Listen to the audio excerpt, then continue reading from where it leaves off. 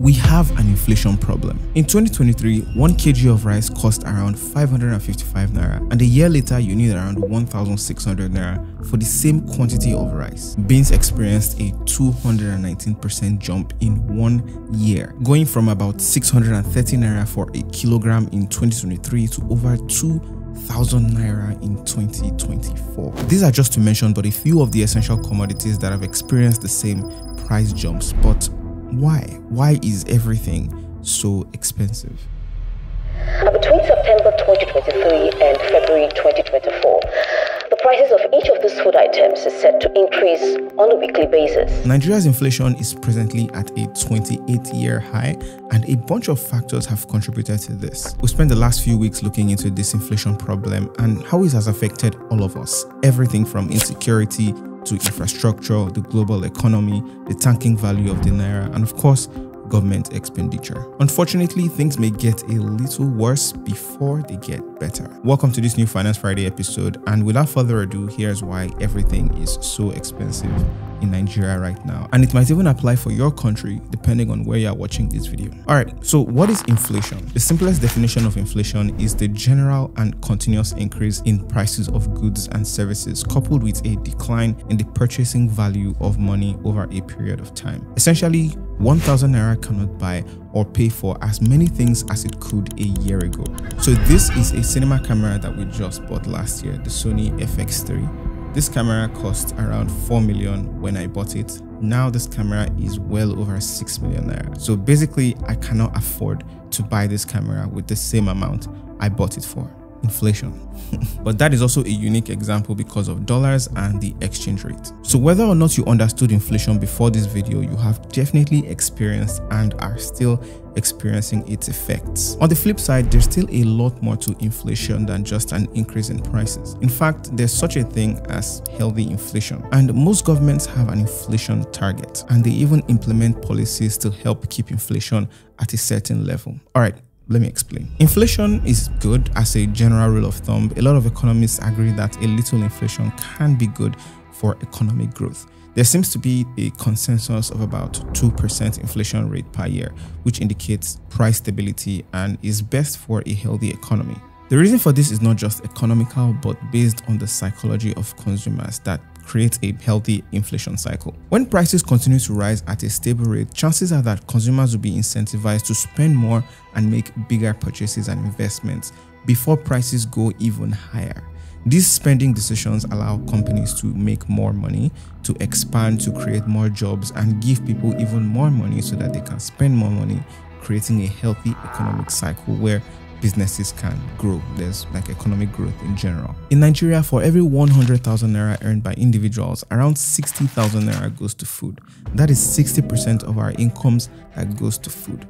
We'll see why this is important in a bit. For small businesses, around almost 70% of them spend most of their income on family and feeding. I don't know how to feel about this stats, but with that being said, businesses all over Nigeria and Africa will greatly benefit from this video's partner, which is PayAza Africa. Imagine if sending and receiving money for your business was as easy as sending a text. With PayAza, it is. Payment processing is now super easy for business owners locally and around the world. The best thing about PayAza Africa is that it is available for businesses of all sizes, whether you run a small, medium, or large-scale business. They offer a long list of services that will help business processes run smoother. As I mentioned earlier, they help you send and receive funds very quickly. Stalled transactions can heavily affect businesses, so this is an important benefit. Another very important benefit is escrow wallet for customers. This contributes to getting secure payments from your customers and helps you avoid fraudulent transactions and stories that touch. I like that you also get access to international payments, and I think my favorite feature is that they even offer loans to small businesses. It's called PayAza Boost. In tough financial situations, loans can help with expansion plans for your business, and it can also allow you to contribute to the healthy economic cycle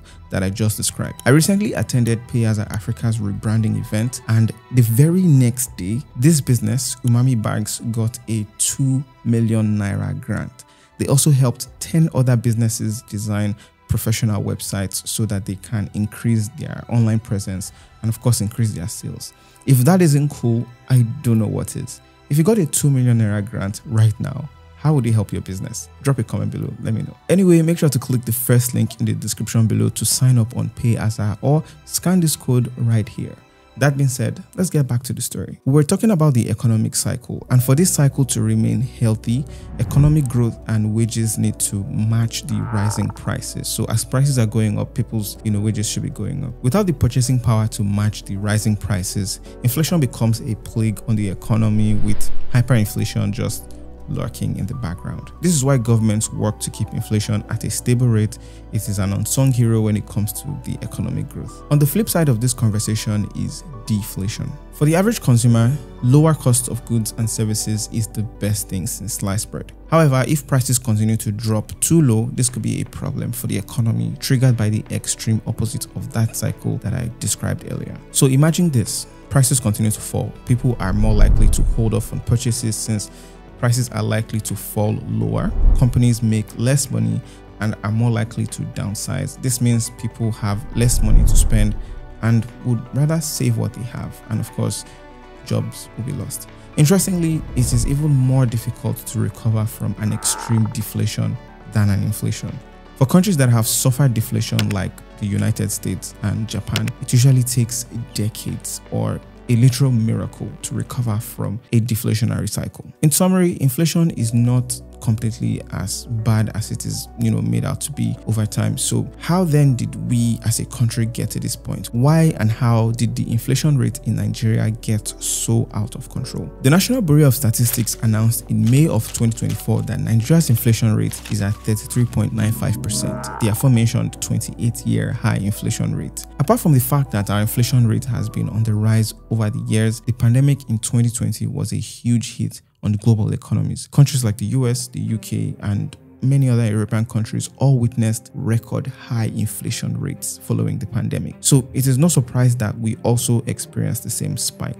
We import a lot of things. The only problem now is that while other economies have started recovering from the heat of the pandemic, our inflation problem still continues to get worse. To really put all of these in perspective, we'll zero a category that is a pretty big deal to us as a country: food. As of 2023, agriculture accounted for 25.18% of our real GDP. But what makes food an even more important part of this inflation conversation is that a 2019 report by the National Bureau of Statistics showed that Nigerian households were spending a whopping 56.65% of their income on food. That is more than half of what people make spent on food. By 2023, another report by Bikodi states that around 59% of our expenditure is food related. Remember I said for every 100,000 naira Nigerians make, 60,000 naira goes to food. But even without the numbers, you can probably agree with all these stats once you do the math yourself. So what has this got to do with inflation? Well, everything. Food inflation is the most critical component of the inflation basket, sitting at a sky-high 40.66%. And while there may be some external factors contributing to the rising cost of some goods, our food inflation problem is quite internal. Let's talk about it. Arguably, the most significant contribution to the constant increase in the cost of food items is insecurity. All the areas where the majority of Nigeria's supply of farm produce comes from have been targeted by attacks. Over the last 3 years, farmers in these states have been extorted for levies to remain on their farms, abducted, or just taken out. This has resulted in a lot of farmers leaving their farmlands behind. This creates a huge gap. First off, the contribution of agriculture to the economy is gradually being wiped out of existence. And add to it the fact that Nigerians are spending most of their funds on food. This makes there exist a higher demand for food than supply available for it. This ultimately brings us back to the basics of demand and supply in economics. The lack of supply has driven the prices of food items to be as high as it has ever been. But beyond that, a lagging economy means that there is barely enough money for consumers to even afford these items in the first place. But there's yet another hurdle to scale.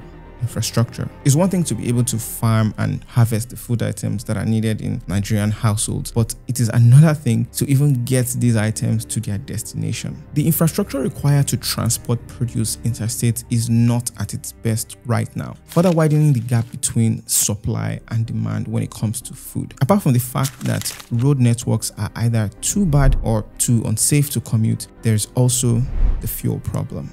In March of 2023, the present government removed subsidies on fuel, increasing the cost of fuel. Hence, an increase in the cost of transportation of food, and obviously this would also translate to an increase in the price of that food item or food items. That tells you just about everything you need to know about our food inflation problem. It's bad enough that we can barely produce enough food to meet the high demand, but even what we can produce is difficult to transport to places where it is even needed. But that is not all. Apart from food, other factors have contributed to the overall inflation rate in Nigeria. Let's talk about them. There's the exchange rate. I recently made a video about the fall in the value of the naira and all the struggles that have come with it, and you can watch that video with the card up above after this one. The naira's struggle to survive has indirectly contributed to inflation as well. With the naira to the dollar exchange rate taking this nosedive, the cost of production and operations in Nigeria has gone up by a mile. This ultimately has led to a long list of businesses shutting down their operations in Nigeria. So without the local presence of a lot of these companies, prices of these goods and services offered by these companies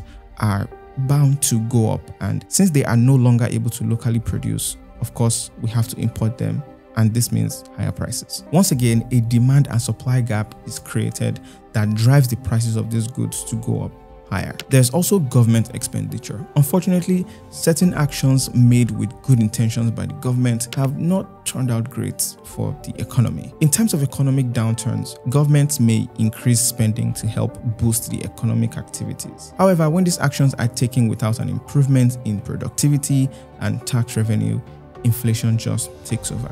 This seems to be the case with the Nigerian economy. In Nigeria, the consistently high cost of governance financed through borrowing or printing more money has contributed to the mounting inflationary pressures. Okay, so what can be done? Could we ever recover from this? And will prices ever come back down? I feel like you have an answer in your head, but here's what we can do to deal with inflation. When it comes to dealing with high inflation and its effects, it goes without saying that the best place to start would be dealing with the structural challenges. There's no doubt that fixing the insecurity and infrastructural gaps will contribute greatly to a healthy economic cycle and bring healthy economic activity, and it will give us a fighting chance against inflation. The government could also take a leaf from the book of the United States, which has just started recovering from the economic consequences of the pandemic.